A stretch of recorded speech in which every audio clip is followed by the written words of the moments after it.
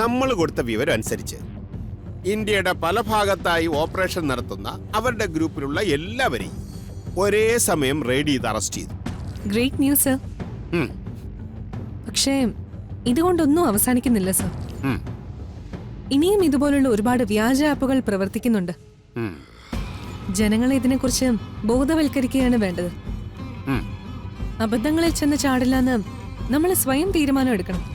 വളരെ ശരിയാണ് ജഡി. എന്തായാലും ഈ ലോൺ ആപ്പുകൾക്കെതിരെ ഒരു ബോധവൽക്കരണ പരിപാടി നമുക്ക് പ്ലാൻ ചെയ്യാം. ഓക്കെ സർ, വളരെ നല്ല കാര്യം. ശരി ജഡി, ഓക്കെ. ശരി സർ. ഓ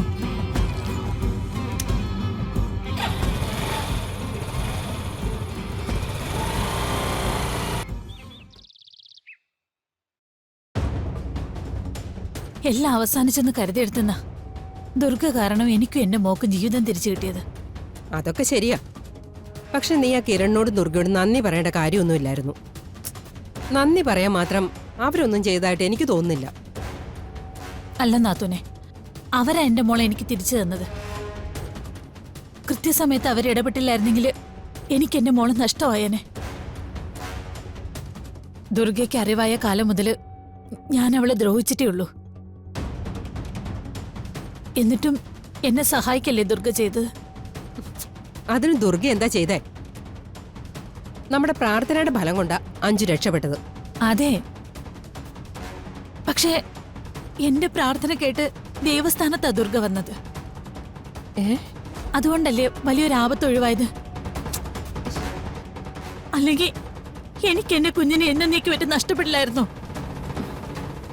ഞാൻ ജീവിച്ചത് മുഴുവൻ അവക്ക് വേണ്ടിട്ടാ നാത്തൂനെ. ഇനി ജീവിക്കുന്നതും അവക്ക് വേണ്ടി തന്നെയാ. അതുകൊണ്ട് തന്നെ കിരണും ദുർഗയും എനിക്കിപ്പോ ഈശ്വരന്റെ സ്ഥാനത്താ. അവരോട് ചെയ്ത തെറ്റുകൾക്കെല്ലാം മനസ്സുകൊണ്ട് മാപ്പ് പറയാൻ ഞാൻ. ഇനി ഒരിക്കലും അവർക്കെതിരായിട്ട് ഒന്നും ചെയ്യില്ല ഞാൻ.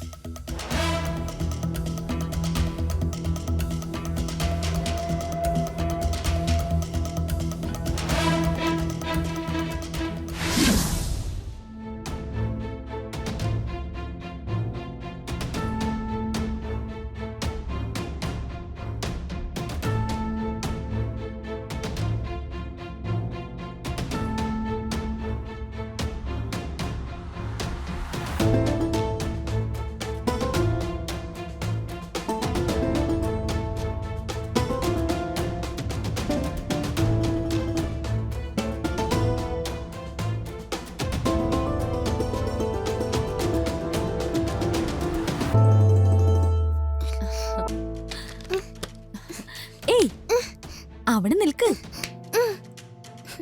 ശരിക്കും ഇത് നിനക്ക് തന്നെയാ ആദ്യം തരേണ്ടത്.